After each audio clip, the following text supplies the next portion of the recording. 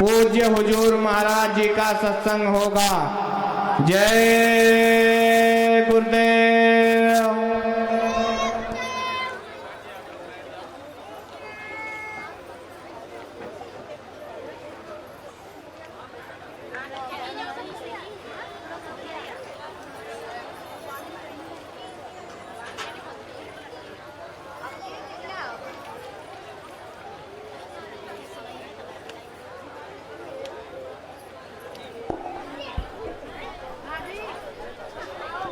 जय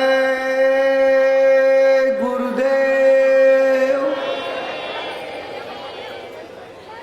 आप सभी सम्मानित प्रेमी भाई बहन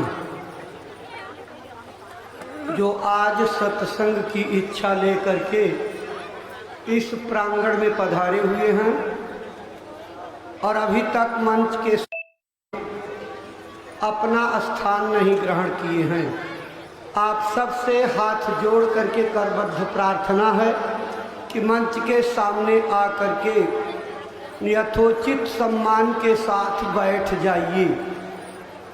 भाई बहनों, ये मंच के सामने से जो पंडाल के खंभों की लाइन गई है, रस्सी बंधी है, इसके बाईं तरफ यानी आपकी तरफ से देखा जाए तो दाहिना भाग होगा।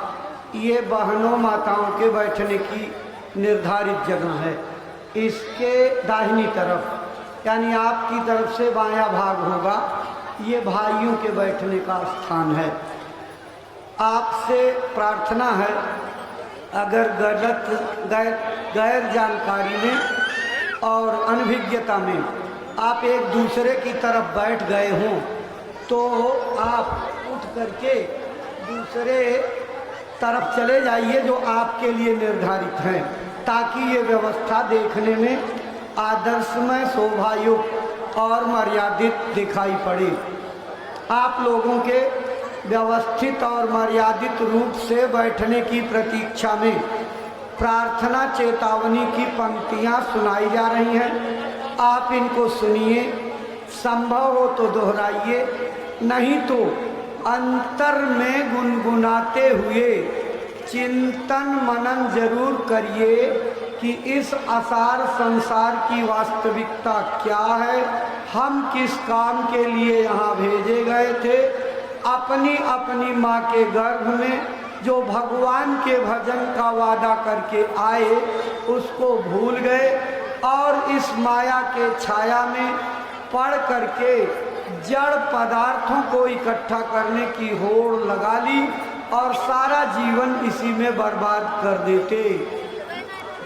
भाइयों बहनों, हमारी शरीर में तड़पती हुई सांसों का तार, अपने लोगों का प्यार, इस धरती पर मिला छोटा बड़ा अधिकार और धरती पर चल रहा उचित अनुचित व्यापार कितने दिनों तक हमारा साथ देगा, कायम रहेगा और क्या मदद करेगा, इसी वास्तविकता को याद कराती ये चेतावनी आपके सामने सुनाई जा रही है। सुनिए, दोहराइए, चिंतन मनन कीजिए। जय गुरुदेव। जय गुरुदेव। मानो तेरे जीवन का आधार रहेगा कितने दिन, मानो तेरे जीवन का आधार रहेगा कितने दिन। इस तन में तड़पती श्वासों का यह तार रहेगा कितने दिन। इस तन में तड़पती श्वासों का यह तार रहेगा कितने दिन। धन माल कमाया भी तूने, संसार बसाया भी तूने। धन माल कमाया भी तूने, संसार बसाया भी तूने।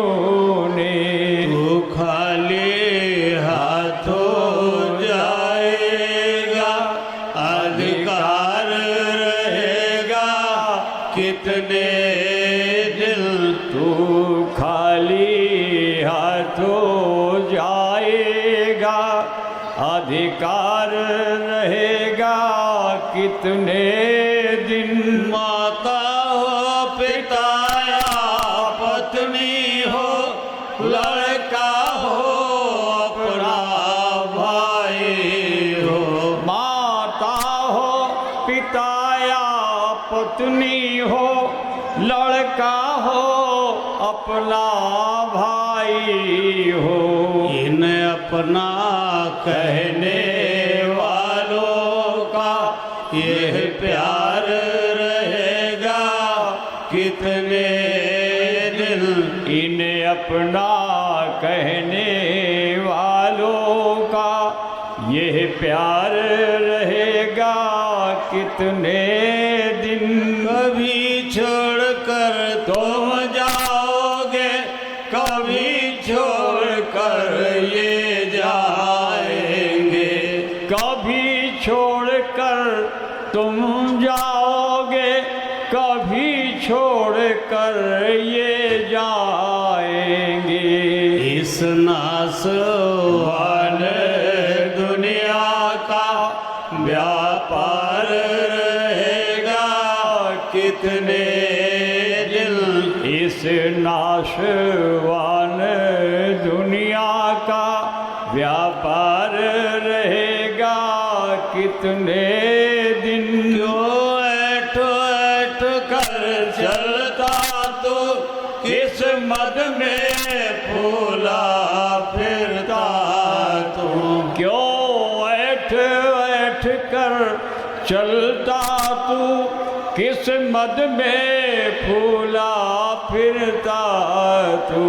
ये नशा चढ़ा है जो तुझ पर है यार रहेगा कितने दिन। ये नशा चढ़ा है जो तुझे पर है यार रहेगा कितने दिन। इससे तो खोज गुरु की कर, अब वही तुझे बतलाएंगे। इससे तू खोज गुरु की कर, अब वही तुझे बतलाएंगे। इस पर रहेगा कितने दिन, उस पार रहेगा कितने दिन। इस पार रहेगा कितने दिन, उस पार रहेगा कितने दिन। मानो तेरे जीवन का आधार रहेगा कितने दिन। इस तन में तड़पती श्वासों का ये तार रहेगा कितने दिन। जय गुरुदेव। सम्मानित भाई बहनों, अभी आप प्रार्थना की पंक्तियां सुन रहे थे। ये देव दुर्लभ मानव तन है। 33 करोड़ देवता और 56 करोड़ देवी रात दिन हाथ जोड़ करके उस प्रभु मालिक से प्रार्थना करते हैं, एक बार हमको आदमी का शरीर दे दीजिए तो हम भी अपना काम बना दें। लेकिन भाई बहनों, भीख मांगने के बावजूद उनको ये शरीर नहीं मिलता, और हमको आपको बिना मांगे उस मालिक की कृपा से मिल गया। हमारा आपका कितना ऊंचा भाग्य है, इसको वर्णन नहीं किया जा सकता, अंदाजा नहीं लगाया जा सकता। ये अनमोल मानव तन किस काम के लिए मिला था? प्रार्थना में इशारा मिल रहा था, इससे तू खोज गुरु की कर, अब वही तुझे बतलाएंगे इस पार रहेगा कितने दिन, उस पार रहेगा कितने दिन। वास्तव में भाई बहनों, ये हीरा जैसा अनमोल मानव तन जो देवी देवताओं को भी दुर्लभ है, केवल एक काम के लिए मिला गया था, किसी समर्थ सतगुरु की तलाश करके भगवान का भजन करके जीते जी इस पार से उस पार चले चलते। परमात्मा है, मिलता है, लेकिन मरने के बाद किसी को नहीं मिला। आज तक जिसने पाया वो जीते जी पाया, अपनी किताबों में लिख करके गए कि हमने परमात्मा का दर्शन किया।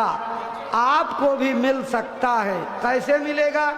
आज सत्संग में पूज्य महाराज जी उसका रास्ता बताएंगे।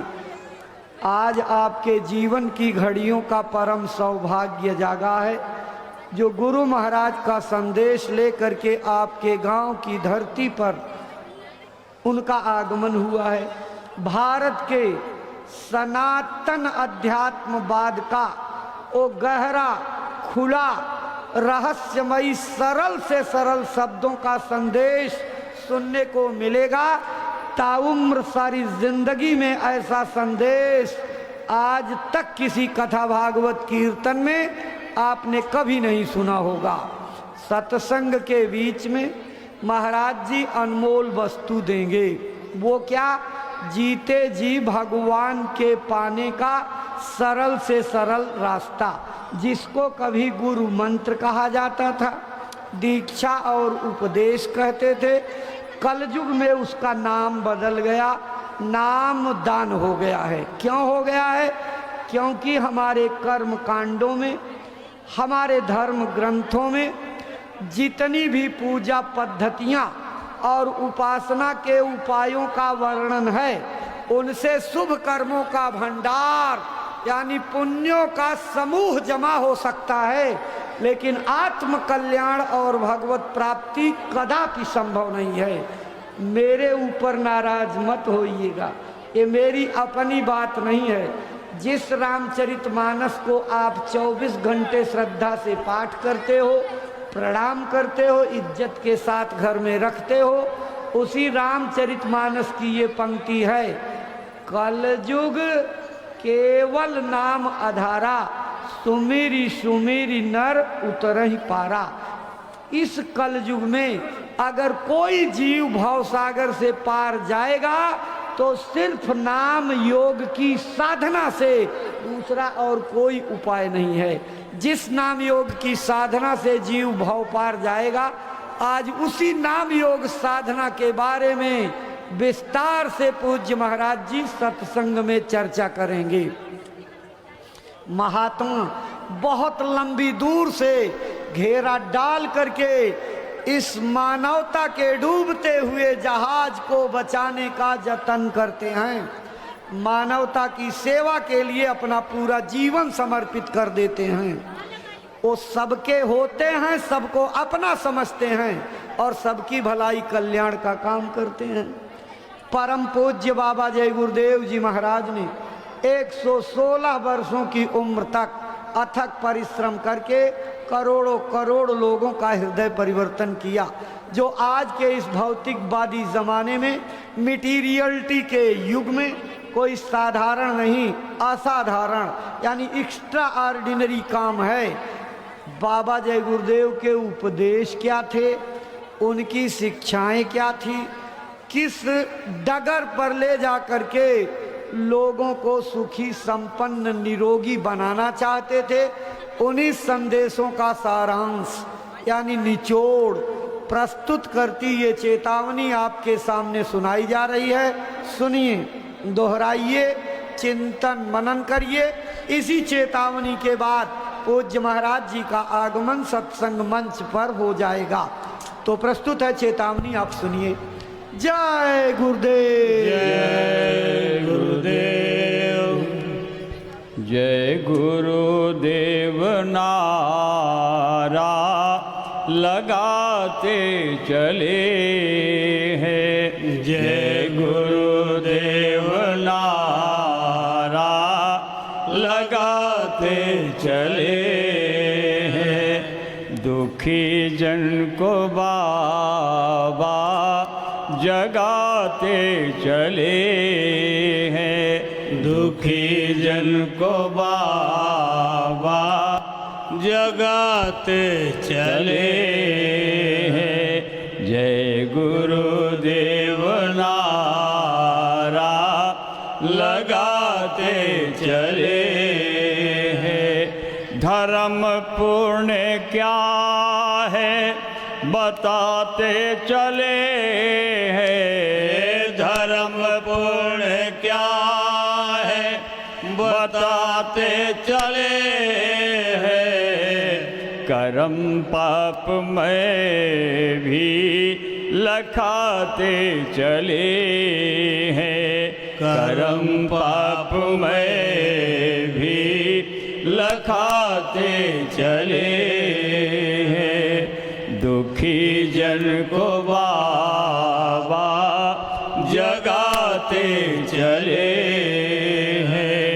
उठो पास आवो बुलाते चले हैं। उठो पास आओ बुलाते चले हैं। भटक भूल सब की मिटाते चले हैं। भटक भूल सब की मिटाते चले हैं। जय गुरुदेव नारा लगाते चले हैं।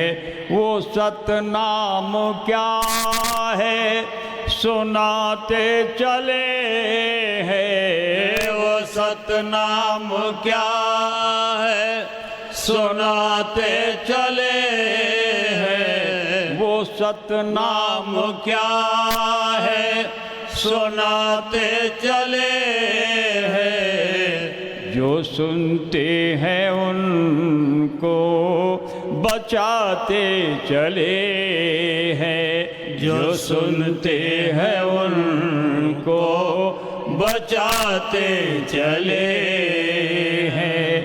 दुखी जन को बाबा जगाते चले हैं। मना करते हैं मांस मछली न खाना। मना करते हैं मांस मछली न खाना। सुनो भाई बहनों इसे मत पकाना। सुनो भाई बहनों इसे मत पकाना। सभी अंडे बच्चे तू अपने समझना। सभी अंडे बच्चे तू अपने समझना। इन्हें भूल कर भी ना भूनना न टलना। इन्हें भूल कर भी ना भूनना न टलना। दया रूप मैया बुलाते चले हैं। दया रूप मैया बुलाते चले हैं। दया रूप मैया बुलाते चले हैं। जय गुरुदेव नारा लगाते चले हैं। अगर चाहते तुम प्रभु को पाना। अगर चाहते तुम प्रभु को पाना।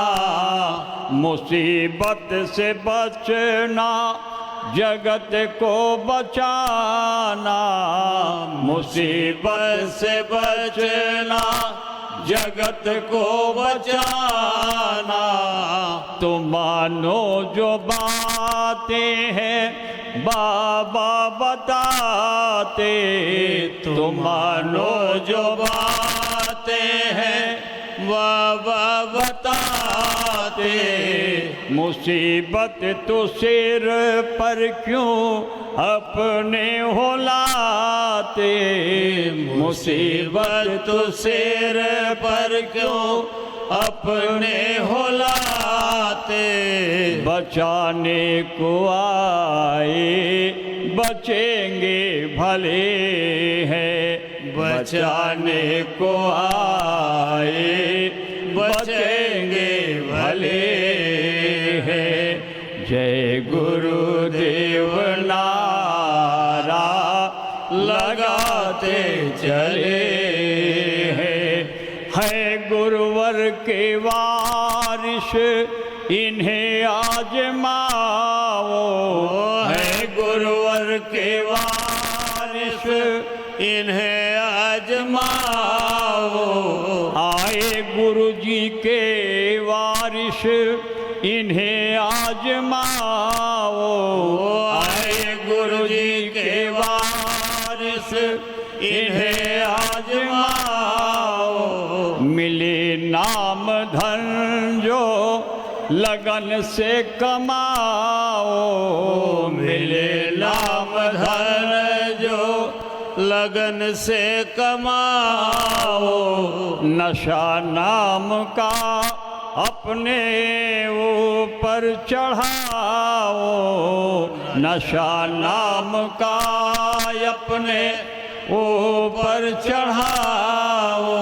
सिमट कर के बाहर से भीतर को आओ, सिमट कर के बाहर से भीतर को आओ। वहीं वो तुम्हारे लिए बस खड़े हैं, वहीं वो तुम्हारे लिए बस खड़े हैं। यही वो तुम्हारे लिए बस खड़े हैं। दुखी जन को बाबा जगाते चले हैं। जय गुरुदेव भगवान का नाम गाओ, जय गुरुदेव भगवान का नाम गाओ। भविष्यत के दुख से बचो और बचाओ, भविष्यत के दुख से बचो और बचाओ। बनो शाकाहारी सदाचार लाओ, बनो शाकाहारी सदाचार लाओ। जन जन को सदाचार सेवा सिखाओ, जन जन को सदाचार सेवा सिखाओ। गुरु डूबते को सहारा मिले हैं, गुरु डूबते को सहारा मिले हैं। गुरु डूबते को किनारा मिले हैं, गुरु डूबते को किनारा मिले हैं। जय गुरुदेव नारा लगाते चले हैं। दुखी जन को बाबा जगाते चले हैं। जय गुरुदेव। जय गुरुदेव। जय गुरुदेव। सम्मानित भाई बहनों, अभी आप प्रार्थना चेतावनी की पंक्तियां सुन रहे थे। गुरु डूबते को सहारा मिले हैं, गुरु डूबते को किनारा मिले हैं। भाई बहनों, ये कर्म प्रधान संसार है। इस संसार में कर्मों के बंधन से हमारी अवतारी शक्तियाँ, हमारे भगवान राम और कृष्ण भी नहीं बच पाए तो हम आप कैसे बचेंगे। कर्मों का विज्ञान बड़ा बारीक है, सामान्य बुद्धि से समझना मुश्किल है। आज महाराज जी उस पर व्यापक प्रकाश डालेंगे। पूज्य महाराज जी का आगमन सत्संग मंच पर होने जा रहा है। आप सभी भाई बहन अपने स्थान पर खड़े होकर के पूज्य महाराज जी का स्वागत अभिनंदन वंदन कीजिए। वो आपका अभिवादन स्वीकार करेंगे और जब महाराज जी आपको इशारा कर देंगे आप बैठ जाइएगा और एक एक बातें दत्तचित्त होकर के सुनिएगा।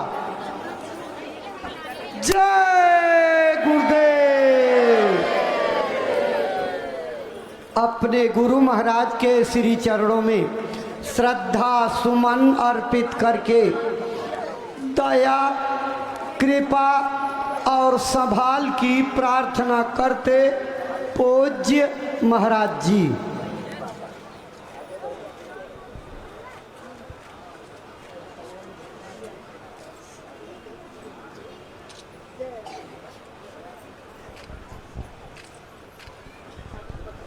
जय गुरुदेव, जय गुरुदेव।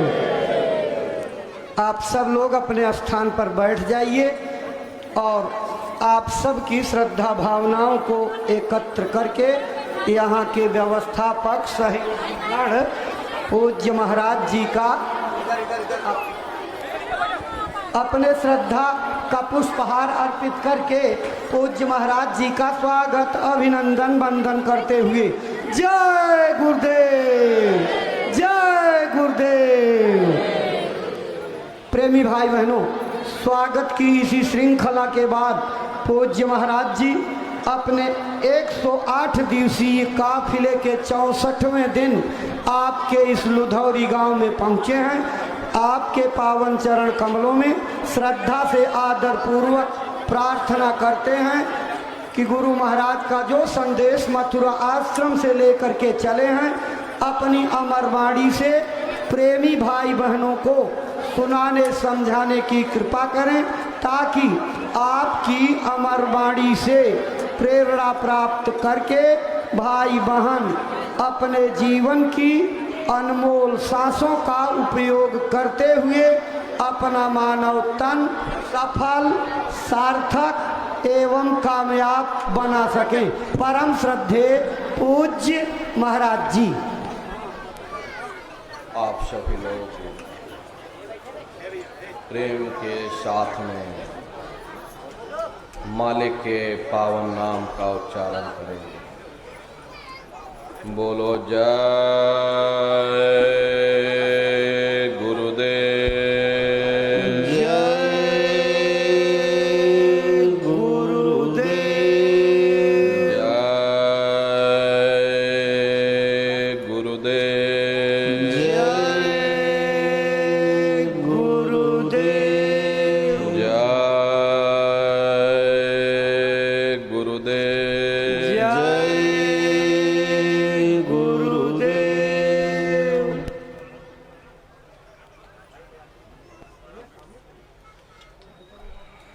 सर्वत्र विराजमान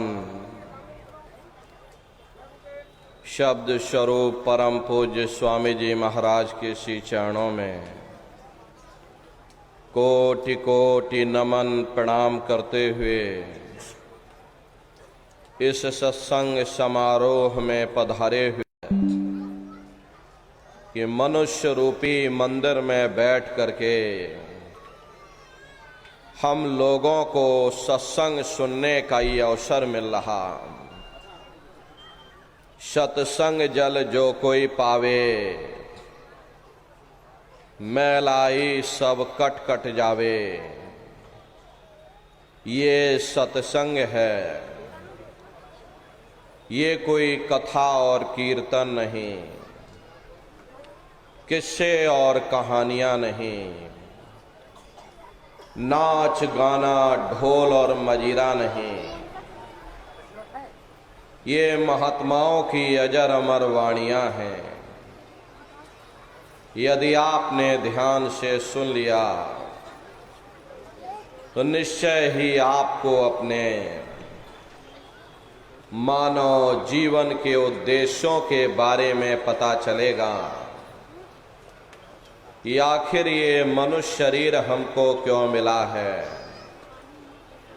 क्या इसका उद्देश्य है, मरने के बाद हम लोग कहाँ जाएंगे,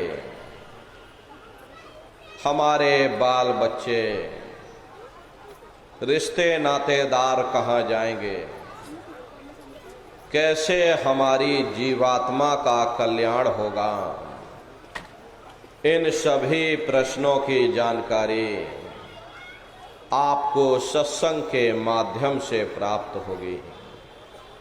इसलिए प्रेमी भाई बहनों, जो भी वचन वाणियां आपको सुनाई जाएं, उन जब कभी सत्संग होता है या एक दूसरे से बातचीत करने में उलझ जाते हैं, तो उसमें होता क्या है कि सत्संग के वचन छूट जाते हैं और कड़ी से कड़ी टूट जाती है। फिर हम लोग अर्थ का अनर्थ कर देते। इसलिए प्रेमी भाई बहनों, जो भी थोड़े बहुत वचन आपको सुनाए जाएं, उन वचनों को बड़े ध्यान के साथ सुनिएगा। महात्माओं के सत्संग में कभी किसी जात और बिरादरी, किसी कौम या मजहब या किसी भी व्यक्ति और विशेष की कभी कोई निंदा, चुगली, आलोचना या किसी की यहाँ बुराई नहीं की जाती। सत्संग कैसे जानिए, जित एक नाम वखान। सत्संग वह जगह है जहाँ केवल शब्द या नाम का प्रचार किया जाता, मालिक से मिलने का प्रेम और प्यार पैदा किया जाता। हम आप परम सौभाग्यशाली हैं, ये अवसर हम लोगों को मिला हुआ। तो जो भी वचन आपको सुनाए जाएं, उन वचनों को ध्यान के साथ सुनिएगा और समझने की कोशिश करिएगा। हम भी ये प्रयास करेंगे कि आपको सरल से सरल भाषा में आप सभी को समझाया जा सके। प्रेमी भाई बहनों, यह मनुष्य शरीर हम लोगों को बड़े सौभाग्य से प्राप्त हुआ। ये जीवन बहुत अनमोल है। उस परम पिता परमात्मा ने हमको यह जीवन केवल इसीलिए दिया है ताकि हम जीते जी उस प्रभु की भक्ति करके अपनी जीवात्मा का कल्याण करा सकें।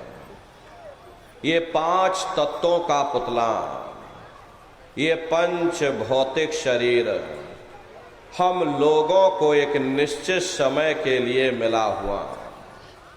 एक निश्चित समय को हम आप नहीं जानते हैं, किंतु जिसका ये मकान है, जिसका ये शरीर है, वो अवश्य ही जानता है। और समय पूरा हो जाने पर मकान मालिक जबरदस्ती इस मकान को खाली करवा देगा। उस समय न जमीन जायदाद काम आएगी, ना ये धन और संपत्ति काम आएगी। जीवात्मा को निकाल करके इस शरीर से बाहर कर दिया जाएगा। ये शरीर हमारा आपका यही जमीन पर गिर पड़ेगा, क्योंकि जीवात्मा के निकल जाने के बाद में ये शरीर सिर्फ एक माटी का पुतला है, उससे ज्यादा कुछ भी नहीं। आप इस मिट्टी के पुतले को ले जा करके शमशान भूमि पर जला करके राख कर दोगे।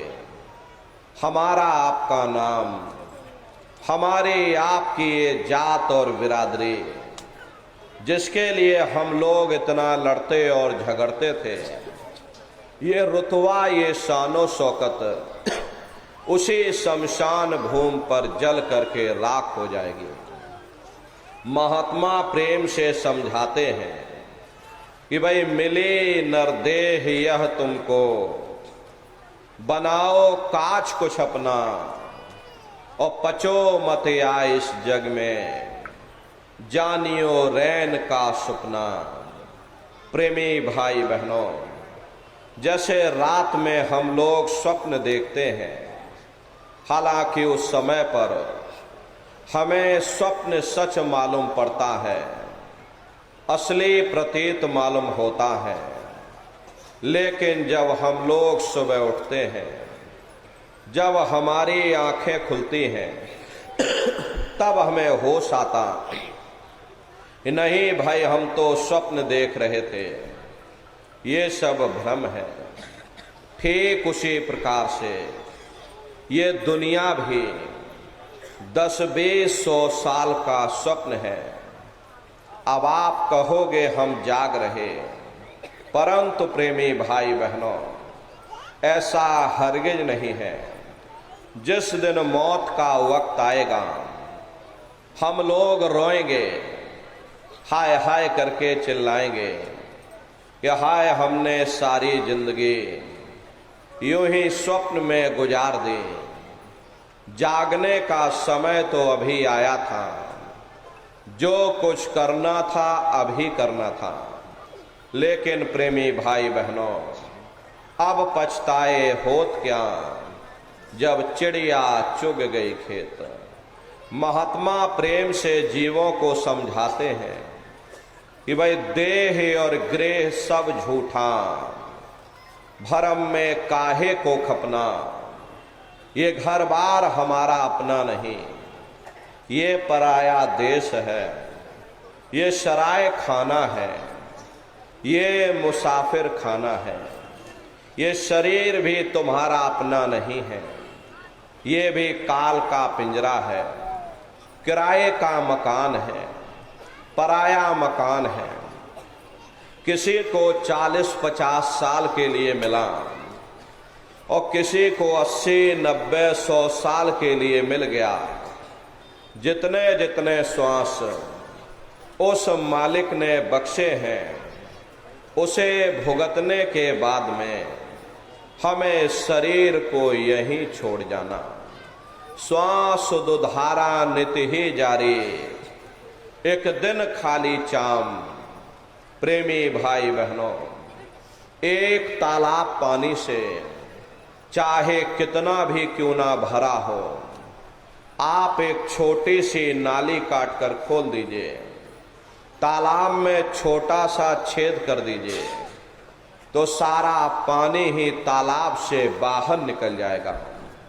ठीक उसी प्रकार से हमारा ये शरीर भी श्वासों का भंडार है, और जब तक श्वासों का भंडार जारी है, हम दुनिया के काम काज में उलझे हुए, दुनिया के कारोबार में हम आप फंसे हुए। लेकिन जिस वक्त ये श्वासों का भंडार खाली होगा, हर टेलीफोन खड़क जाएंगे, तार पहुंच जाएंगे, संदेश पहुंच जाएंगे, सब रिश्ते नातेदार, सब कुटुंब परिवार वाले, सब अड़ोस पड़ोस वाले मिनटों सेकंडों में इकट्ठा हो जाएंगे। प्रेमी भाई बहनों, जिस शरीर से तुम इतना प्रेम किया करते थे, साबुन से मल मल करके रोज नहाते थे, उसे कोई एक रात भी घर में रखने को तैयार नहीं होता। कंधों पर लटका करके शमशान भूमि पर छोड़ करके आ जाते। हिंदू लोग तिनका तोड़ाते हैं, जैसे तिनका टूट गया, तेरा मेरा रिश्ता नाता टूट गया। मुसलमान, सिख या ईसाई लोग खाक की मिट्टी कब्र में डाल देते कि जो मेरे लिए खाक की मिट्टी है वह मेरे लिए तू है। मामूली कष्ट नहीं होता, मौत के समय में घनघोर पीड़ा होती है। जनमत मरत दुसह दुख हुई। सहजोबाई ने बयान किया है कि सहजो मौत आईया, अंग अंग दिया तोड़, और हिया जरे छाती फटे, उठे पीर घनघोर। गुरु महाराज सत्संग में फरमाते थे कि जैसे 1,00,000 बिच्छू एक साथ मिल करके हमारे जिस्म पर डंक मारे, उससे भी लाखों करोड़ों गुना ज्यादा मौत के समय में दर्द होता है। जब मृत्यु आती है तो किस तरह से प्राण निकलते हैं, प्राणों के निकलने की क्या प्रक्रिया होती है, जरा उस प्रक्रिया को आप समझिएगा।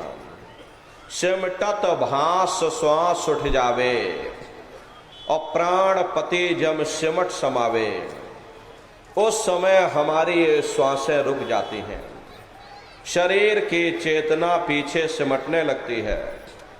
तो सबसे पहले गुदा चक्र टूटता है, क्योंकि गुदा चक्र में पृथ्वी का वास होता है। गुदा चक्र टूट करके ऊपर इंद्रिय चक्र में समा जाता। इंद्रिय चक्र में जल का वास होता, यानी जल ने पृथ्वी को घोल दिया। फिर जब इंद्रिय चक्र टूटेगा तो ऊपर नाभि चक्र में समा जाएगा। नाभि चक्र में अग्नि का वास होता, यानी अग्नि ने फिर जल को सुखा दिया। ये नीचे से सिमटाव होता है, नीचे से ऊपर की ओर सिमटाव होता। पैरों के तलवे से लेकर के सिर की चोटी तक सिमटाव होता है। फिर जब ये नाभि चक्र टूटेगा तो हृदय चक्र में समा जाएगा। हृदय चक्र में वायु का वास होता, यानी वायु ने अग्नि को अपने में समाहित कर लिया, और इस तरह से वायु आकाश में उड़ गई। ये आंखों की पुतलियां ऊपर पलट जाती हैं, मुंह खुला का खुला रह जाता।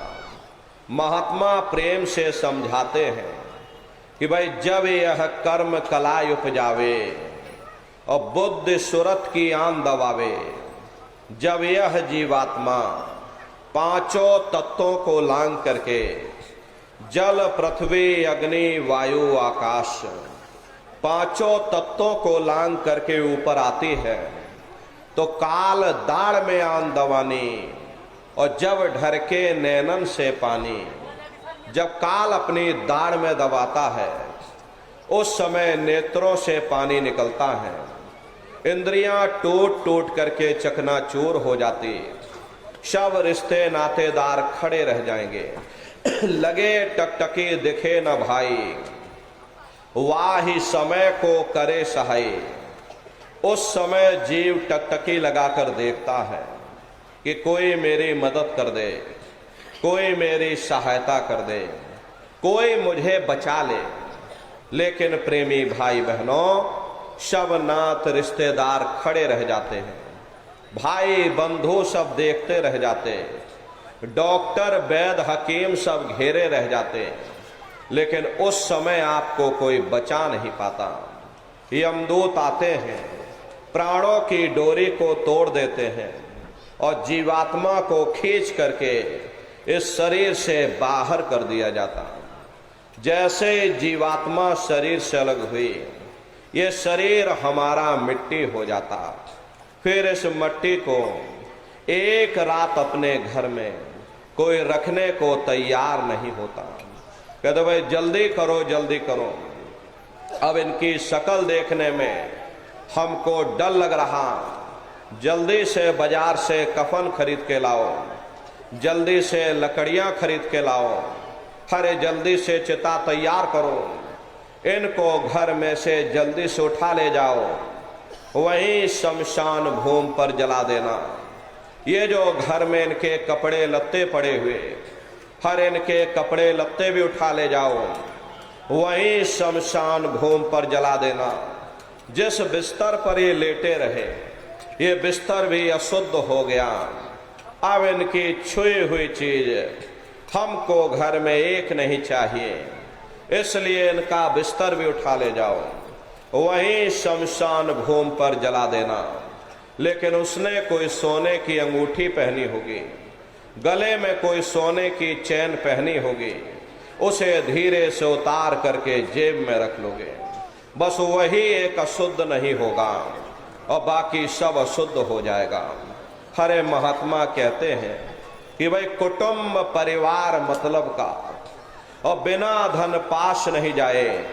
ये रिश्ते नातेदार, ये कुटुंब परिवार वाले, ये सब स्वार्थ के संगी साथी हैं। हरे प्रेमी भाई बहनों, आज तुम्हारी जेब में पैसा है तो सब जैसे तैसे तुमसे रिश्तेदारियां कायम कर लेंगे। लेकिन अगर आज जेब खाली हो जाए तो बेटा बाप को बाप कहने के लिए तैयार नहीं होता। अरे आप रोज कचहरियों में मुकदमों का हाल देखते हो। यदि किसी पिता ने बंटवारा करते समय किसी एक बेटे को 1000 रुपया कम दे दिया या 1 बीघा जमीन कम दे दी, तो बेटा बाप का दुश्मन बन जाता, उसे ले जाकर कचहरियों में खड़ा कर देता। अरे अपना यहाँ क्या है, ये स्वार्थ के संगी साथी, कोई तुमको याद करने वाला नहीं। 13 दिन बाद 13वीं मना देंगे, लड्डू पूड़ी पकवान बना करके खिला देंगे, फिर जाने वाले को कोई याद नहीं करता। अभी बूढ़े बुजुर्गों से पूछा जाए कि भाई क्या तुमको तुम्हारे माँ बाप की याद आती है, तो कहेंगे भाई नहीं आती। अरे क्यों नहीं आती? तुम्हारे माँ बाप थे, तुमको पाला पोसा बड़ा किया, खुद बेचारे भूखे रहे होंगे, तुम्हारा पेट पाला होगा, तुमको तुम्हारे माँ बाप की याद क्यों नहीं आती? क्योंकि तुम्हारे सामने तुम्हारे लड़के बच्चे हो गए, तुम्हारे नाती पोता पंती और संती हो गए, इसलिए तुम अपने माँ बाप की यादों को धीरे धीरे भूल गए और नई यादों में धीरे धीरे बस गए। ऐसे ही प्रेमी भाई बहनों, एक दिन सब तुमको भी भूल जाएंगे, कोई किसी को यहाँ याद करने वाला नहीं। ये कहानी तो शमशान भूमि पर समाप्त हो गई। उधर देखो क्या होता, तुम्हारी जीवात्मा को ले जा करके ऊपर धर्मराज की कचहरी में पेश कर दिया जाएगा। वहां पलक झपकते ही तुम्हारे अच्छे बुरे कर्मों का हिसाब किताब हो जाएगा। धर्मराज तुमको सजा सुना देंगे, ले जाओ इनको फलाने नरक में डाल दो, क्योंकि मैंने इनको मौका दिया था जब ये माँ के गर्भ में उल्टे लटके हुए थे, सिर इनका नीचे था, पैर इनके ऊपर थे। उस समय इन्होंने मुझसे प्रार्थना की थी कि हे मालिक, मुझे एक बार मौका दे दो, मुझे एक बार ये मनुष्य शरीर दे दो, हम भजन करेंगे, भक्ति करेंगे, हम अपनी जीवात्मा का कल्याण करेंगे। तो मैंने इनकी प्रार्थना को स्वीकार कर लिया और इनको मैंने सुंदर सा ये मनुष्य शरीर दे दिया और कह करके मैंने भेजा था कि भाई ये मनुष्य शरीर ये किराए का मकान है, ये तुम्हारा अपना नहीं है। अगर ये तुम्हारा अपना होता तो हमेशा तुम्हारे पास रहता, ये तुम्हारा अपना नहीं। ये मैंने तुमको कुछ समय के लिए किराए का मकान दिया है। हाँ, तुम अपनी जीवात्मा को मेरे किराए के मकान में बैठा करके और मालिक की भक्ति करके अपनी जीवात्मा का कल्याण करा लेना। मैंने कुछ समय के लिए तुम सबको ये किराए का मकान दिया है। जब समय पूरा होगा तो मैं अपने सिपाहियों को भेजूंगा और उस समय पर तुम मेरे मकान को खाली कर देना। लेकिन इतना ध्यान रखना कि जैसा साफ सुथरा मैंने तुमको ये किराए का मकान दिया है, वैसा ही साफ सुथरा तुम मुझको वापस लौटाना। लेकिन इस किराए के मकान में बैठ करके इन्होंने अच्छे बुरे कर्म कर डाले। मेरे किराए के मकान को इन्होंने अपने कर्मों से गंदा कर दिया, इसलिए कर्मों की सजा इनको मिलेगी। ले जाओ इनको फलाने नरक में डाल दो। महात्मा कभी झूठ नहीं बोलते। महात्माओं ने जब साधना किया और साधना करके जब ऊपर गए और ऊपर जा करके जब उन्होंने नरकों का हाल देखा, तो हमारी आपकी जानकारी के लिए उन्होंने धर्म ग्रंथों में लिख दिया कि लोह के खम्भ तपत के माही, और जहां जीव को ले चिपटाई वहां लोहे के खम्भे अग्नि से धधक धधक कर लाल हो रहे। वाही समय की कहां सुनाई, लोहा अगन धमन धोकाई, और जो धमन से धो के लोहारा, लोहा जो अग्नि में डारा, जिस प्रकार से लोहार लोहे को अग्नि की भट्टी में तपा करके लाल कर देता, ऐसे ही प्रेमी भाई बहनों वहां भी बड़े बड़े लोहे के खंभे अग्नि की भट्टी में तप करके लाल हो रहे। जीवों को उसी पर लिटा दिया जाता। जीव हाय हाय करके चिल्लाता है, तड़फ तड़फ जीव जुलम बुखारी, और तपत खम्भ दुखी उपजे भारी। असहनीय वेदना होती है, असहनीय दुख दर्द होता है। जीव वहां रोता और चिल्लाता रहता। लाखों लाख जोजन मील तक तुम्हारे रोने और चिल्लाने की आवाज जाती है, लेकिन प्रेमी भाई बहनों वहां कोई तुम्हारी पुकार सुनने वाला नहीं, कोई तुम्हारी दर्द भरी आवाज को सुनने वाला नहीं। ये दुर्दशा क्यों हो गई? क्योंकि हम लोग मनमुखी हो गए, मन के कहे पर चलने लग गए। मन के कहे पर चल करके अच्छे बुरे कर्म करने लग गए। कर्मों का ये जखीरा अंबार के अंबार हमने अपने सिर पर लाद लिए, आज उन्हीं कर्मों का भोग पा रहे। हरे महात्मा कहते हैं कि भाई नर के अनेक और हैं, कहाँ लग कहूँ बखान, और दुख भोगते यह जीव जो जाने जो भोग समान। कहते भाई एक नरक नहीं, ऐसे वहां पर अनेकों अनेक नरक बने हुए, अलग अलग खोटे पाप कर्मों के वहां पर अलग अलग नरक बने हुए। कुंभी नरक निदान्य है, पड़े जीव जग जाए, और सिर समेत डूबा रहे सदा नरक के माही। कुंभी कहते घड़े के आकार का बड़ा विशाल नरक बना हुआ, दुनिया भर का मवाद उसमें भरा है, बड़ी भारी बदबू उसमें से आती है, जीवों को उसी में डाल दिया जाता है।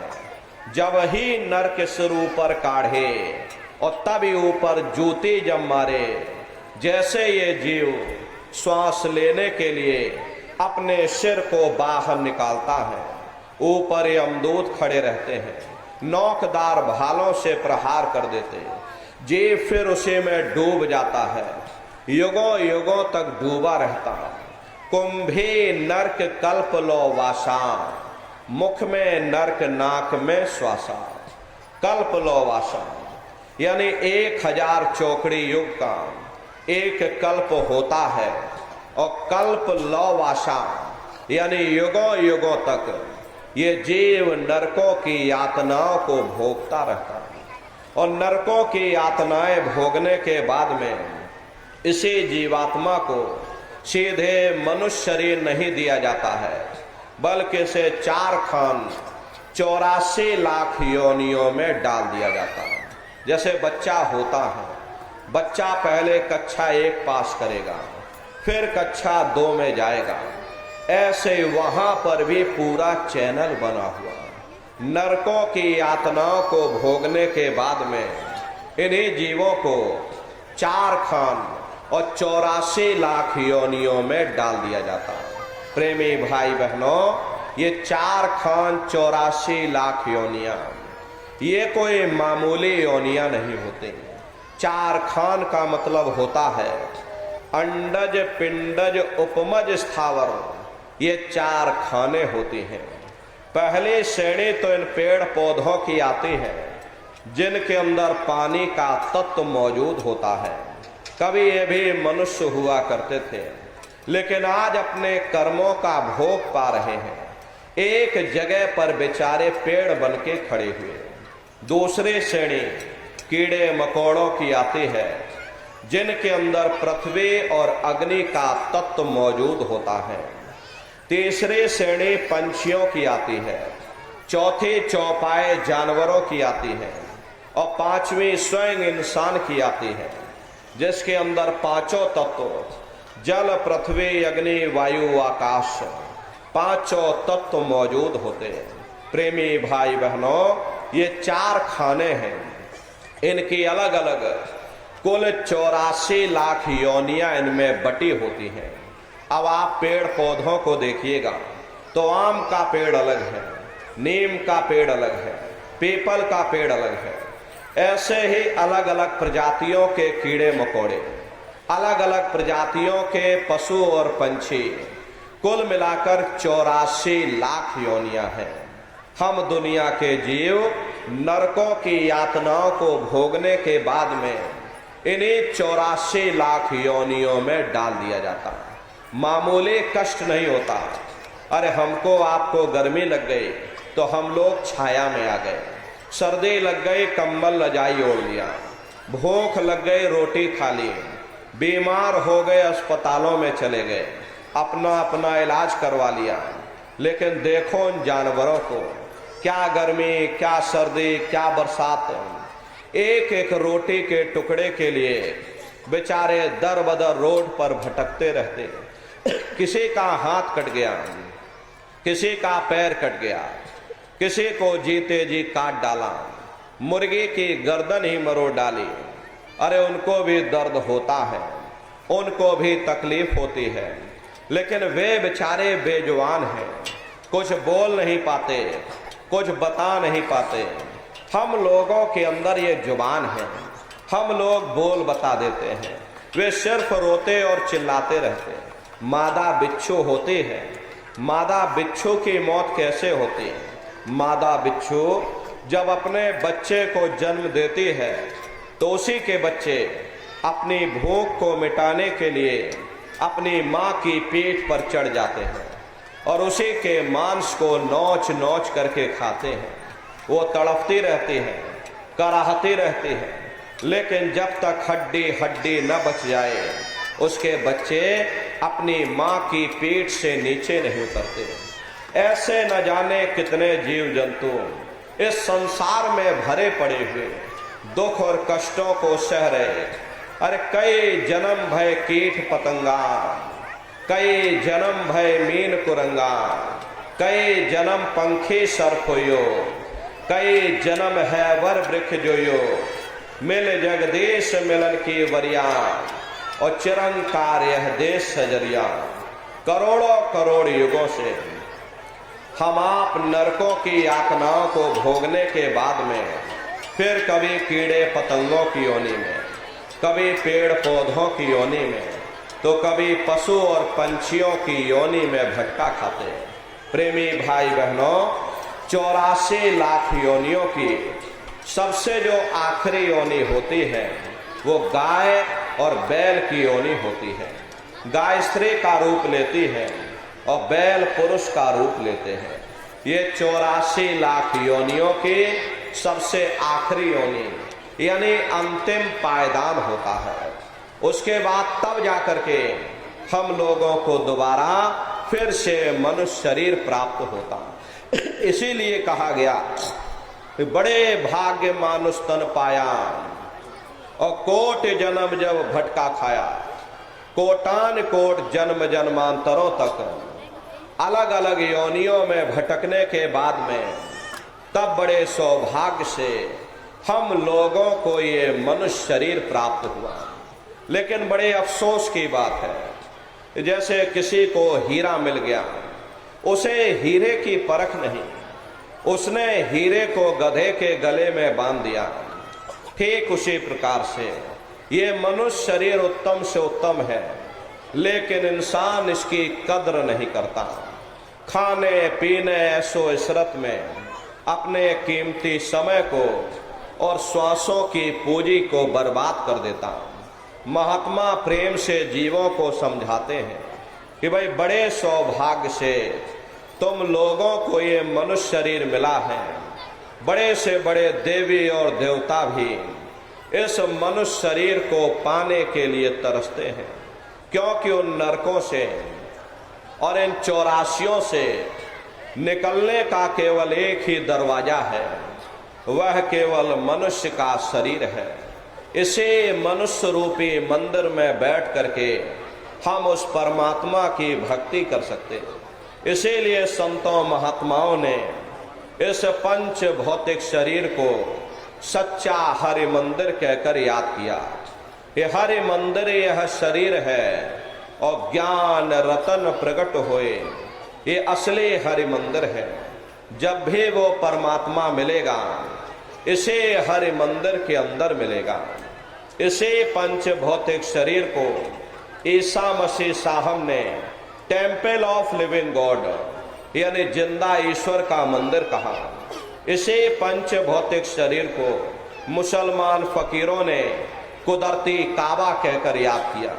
इसे पंच भौतिक शरीर को गुरु नानक साहब ने नर नारायणी देह कहकर याद किया। ये वो देह है जिसमें नारायण स्वयं विराजमान है। अरे वो नारायण जब भी मिलेंगे तुम्हें तुम्हारे अंदर मिलेंगे।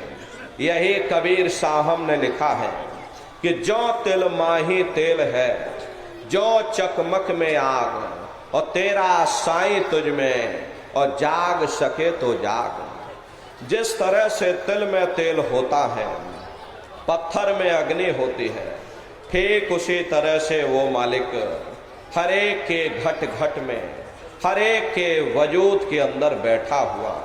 यही संत भीखा साहब ने फरमाया कि भाई भीखा भूखा को नहीं, सबकी गठरी लाल, और गिरह खोल नहीं जान सी, और ताते भय कंगाल। यानी उस परमात्मा ने इस शरीर के अंदर कोई कमी नहीं रखी, सबके अंदर नाम रूपी अमूलक दौलत रखी हुई है। यही आपकी धर्म पुस्तकों में भी लिखा है कि अरे मोको का धूड़े रे बंदे, मैं तो तेरे पास में, और ना तीरथ में ना मूरत में, मैं तो हूँ विश्वास में। ना मैं तीरथ में मिलूंगा, ना मैं मूरत में मिलूंगा, ना मैं अन्य किसी कर्म कांड में मिलूंगा, ना मैं ग्रंथों में मिलूंगा, ना मैं पोथियों में मिलूंगा, ना मैं किताबों में मिलूंगा। चाहे सारी उम्र बैठ करके तुम किताबें पढ़ते रहो, गा बजा करके पढ़ते रहो, अरे मैं जब भी मिलूंगा तो मैं तुम्हारे अंदर मिलूंगा। प्रेमी भाई बहनों, अब सवाल ये उठता है, आप अपनी बुद्धि से विचार करके जाइए।